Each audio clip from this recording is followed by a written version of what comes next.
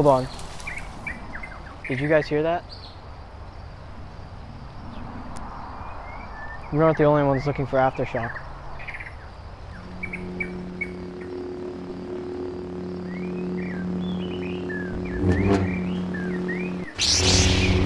You guys go. I got this.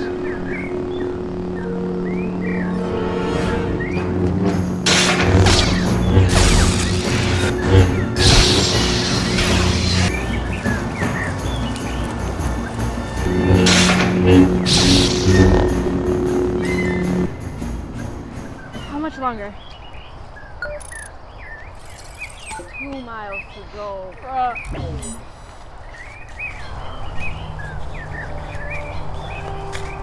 Guys! I thought you died. Yeah, right.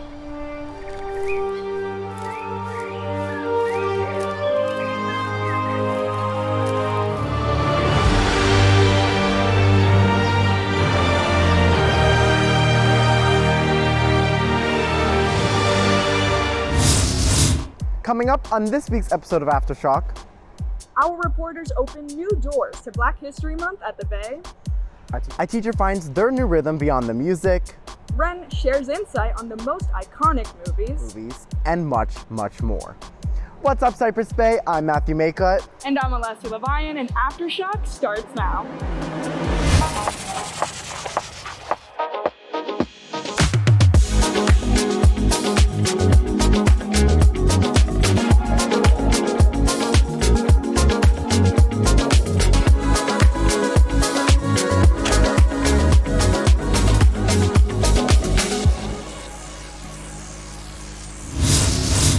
February marks the beginning of a national celebration for Black History Month, where struggles and triumphs of African Americans are recognized throughout United States history. Which is why clubs like the Black Student Union are necessary to celebrate and welcome students from all backgrounds with open doors. When I first was asked to be the advisor for BSU, what was going through my head was yes, yes, yes, and yes, and yes. You know, understanding that the school had a very low population of people from the African diaspora, I wanted to represent that. And so my goal as an advisor is just to really take the next wave of individuals who understand their culture and who appreciate it and put that forth back out there into the universe. As part of the celebration for Black History Month, the one thing that we decided as a group was to create doors that really explore the diaspora of what the African American aesthetic is, what the culture brings, and what contributions it has laid to the foundation of this country. We didn't come up with an initiative to say, you're going to do a door this way, you're going to do a door that way. We basically said, I want you to interpret what your culture, what your history, what your appreciation for that culture represents. And then you get something like this, right? Which actually uses one of my terms down here, I'm proud to be Black. And when people look at that and they say, well, why are you proud to be Black? I simply say, because God made me that way. My freshman year, I felt disconnected from the school in a way because I didn't see anybody like me or anybody that was similar to me. And so I remember my friend coming up to me one day and said, I want you to meet this guy. And she was talking about Doc. He was the sponsor for our Black Student Union. I didn't know we had one. So I went to the first meeting, and instantly I just felt a click with the people. We started with a conversation talking about what experience we've had at Cypress or just in general, and everybody just started talking. It just felt natural. Seeing how we can change people and how we can change the school, it made me want to do more of that. So have more events and bringing people together, having more meetings where we could talk to each other. It just feels nice to have people of the same mindset, and VSU is my family.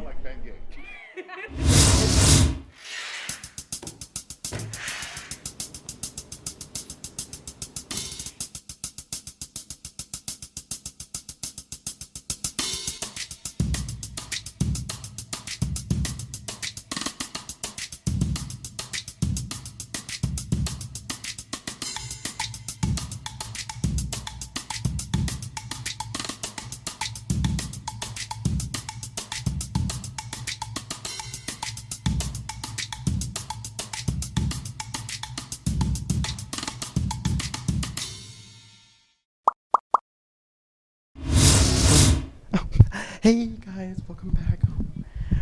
Last time I snuck into Aftershock, but I'm gonna sneak into High Voltage, the behind the scenes of what's gonna be happening next month.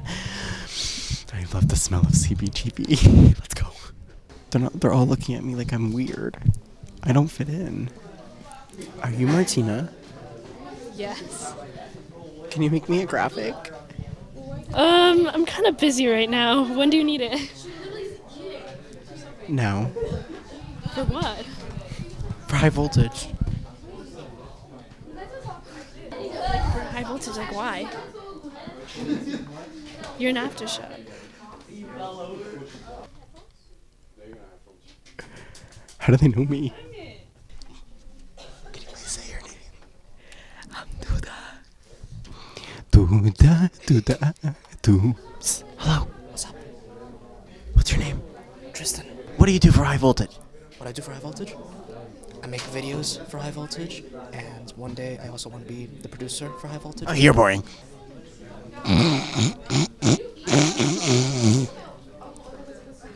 I heard you were the vice president of competitions in this club. Okay. And in High Voltage? What is going on? It's kind of busy right now. Just how we do pussy. Oh. Are you Miss Kim Blum's mom? Yes, I'm Miss Bloom. Miss Bloom. I've always wanted to meet you. I'm sorry? I've always wanted to meet you.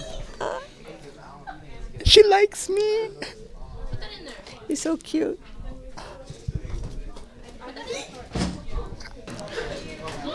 You can't let them know I'm here. Who? Them. Tristan? There's no one here. Stop looking.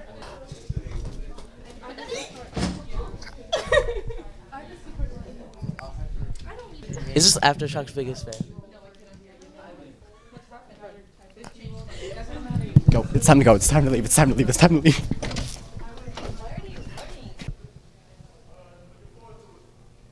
Every time I try, I'm this close to getting in. One person has to recognize me.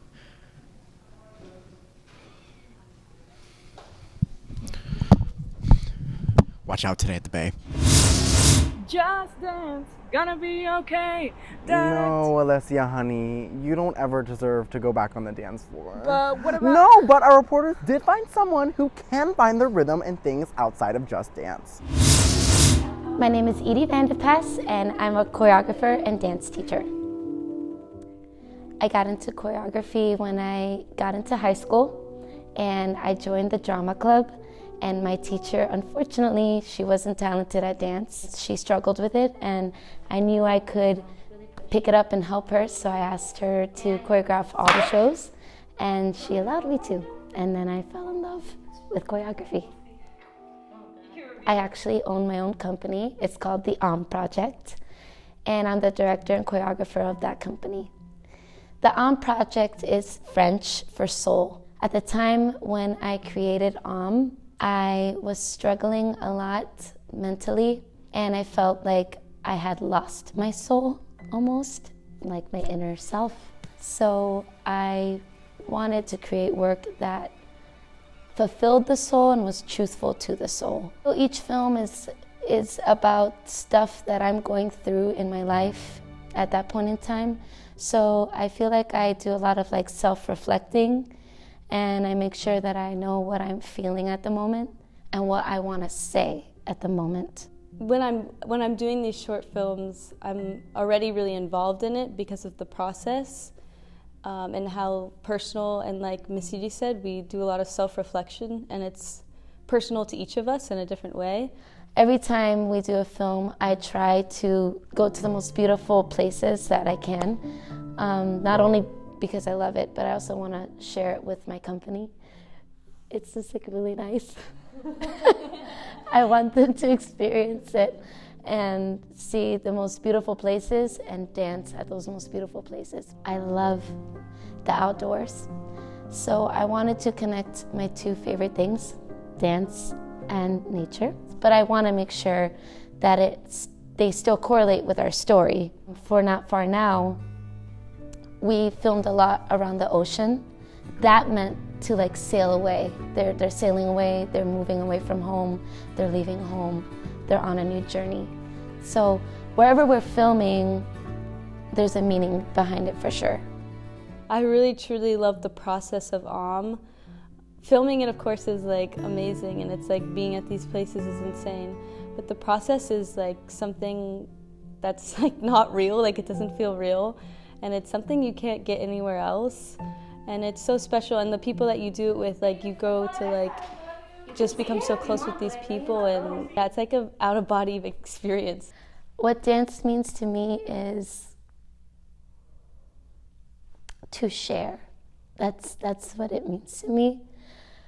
And not so much dance, because I love to dance, but what I love to do more is to teach it. So I think it means to share. Hey guys, do any of you know how to play darts? Well, if you think it's just throwing the darts, you're only about half right. The first thing you're gonna need is a dartboard and 3 darts. The second thing you need is very rare, a friend to play with. To start, each player throws 1 dart at the board, and whoever lands closer to the bullseye starts the game. The games usually start with each player having 301 or 501 points, and the players must bring that down to 0 by subtracting the amount of points they score. Take turns throwing the 3 darts you have, and the first person to subtract all of the starting points will win the game. However, the scoring system gets a little more complicated, as each number represents the amount of points you get, with the bullseye being 50 points and the surrounding ball being 25 points. There are also green and red rings that multiply the score, the outer ring being a 2 times multiplier, and the inner ring being a 3 times multiplier. So in theory, the fastest way of scoring is to actually hit 3 inner rings worth of 20s, as that nets you 180 points instead of the 150 if you hit all bullseyes. Lastly, the winning player must score with a dart on the outer ring that will subtract exactly enough points to bring the total down to 0. For example, if a player needs 20 points to win, they will need to hit the outer ring in the 10 section. That's pretty much it. A simple yet fun game that you can now understand and play. I'm Alex G, CBTV Sports. What's up, Cypress Bay? I'm Virginia, and today we're gonna check out every single CBTV Lollipop flavor, now available for $1. Starting off with mint. Don't you wish your lollipops tasted like toothpaste? Well, now you can. It's really good. A little tart. I like it.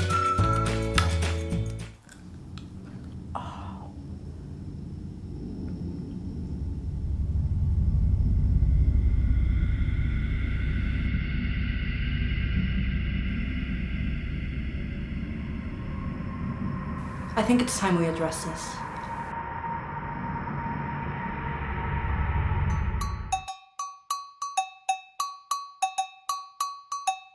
Where do I look here? Hi, I'm Virginia. I'm 18 years old and I am addicted to fake blood. Using it, making it, eating it, all of it. I just love all of it. Ever since I did critique, I haven't really stopped.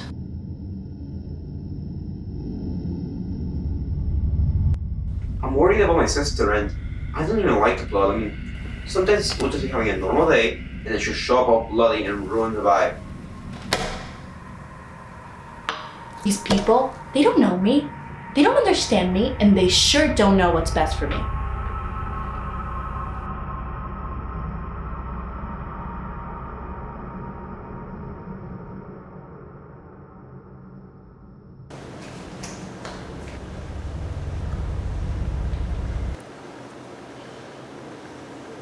Wait, what do you mean secret camera?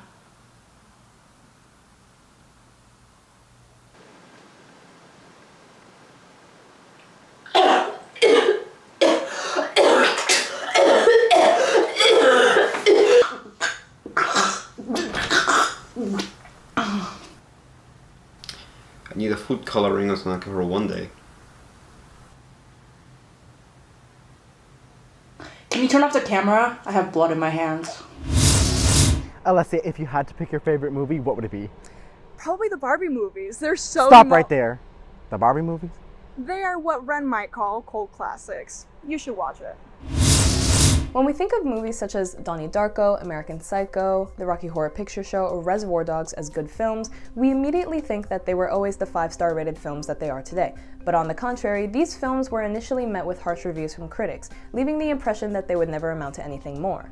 But years later, they are heavily critically acclaimed and adored by almost all audiences. These films are called cult classics.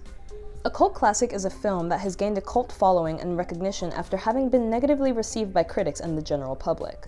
I love cult films because they prove that just because something is generally disliked or looked down upon doesn't mean that there's nothing to love about it.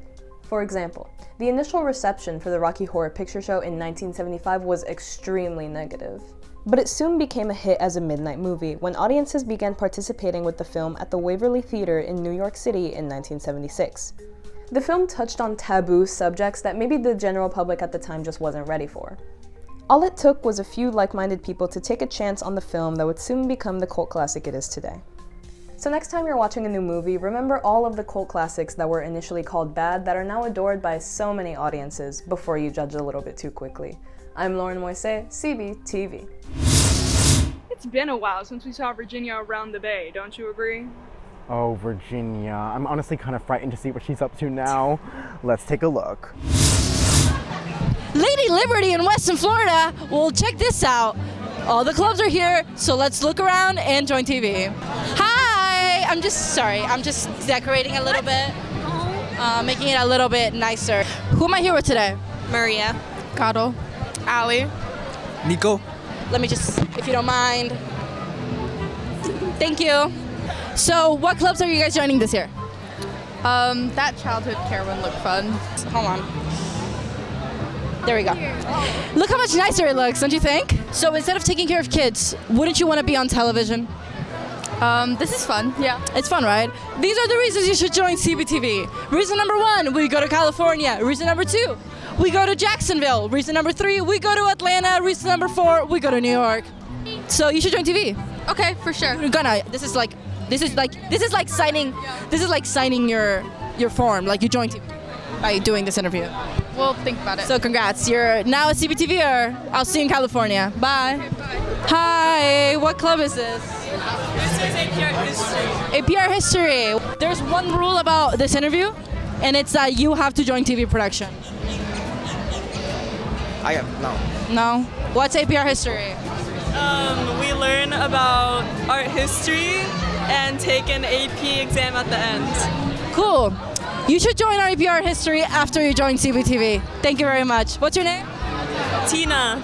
Thank you, Tina. Bye-bye. What if I told you that if you join TV production, your life's gonna be much better? Like your life expectancy, you're gonna live to be like 112. I wouldn't believe you. Why not?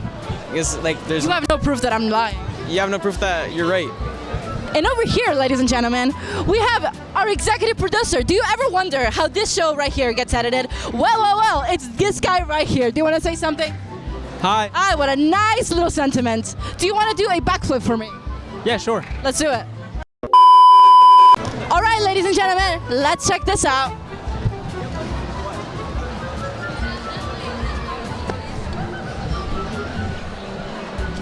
Thank you. Well, wasn't this just a doozy? I'll see you guys next year. Not, because I'm graduating, but hopefully you guys will see the insides of that TV room. I'm Virginia Monasterio, CBTV. That's all for this week's episode of Aftershock. If you'd like to catch previous episodes, check out our YouTube channel at Cypress Bay CBTV and look at all of our other social medias. I'm Matthew Maycutt. And I'm Alessia Levine. Thanks for watching.